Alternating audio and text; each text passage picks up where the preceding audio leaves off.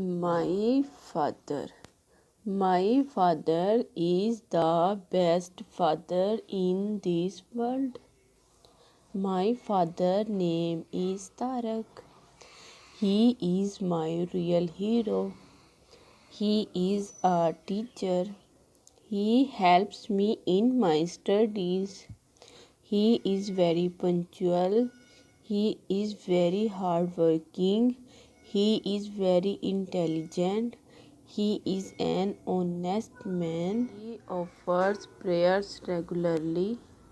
He is 40-year-old. He helps the poor. He recites the Holy Quran daily. He wears clean clothes. He loves nature. He is very smart. He gets up early in the morning. He is very kind to his pupils. I love him very much. I am very proud of him. May he live long. Amen.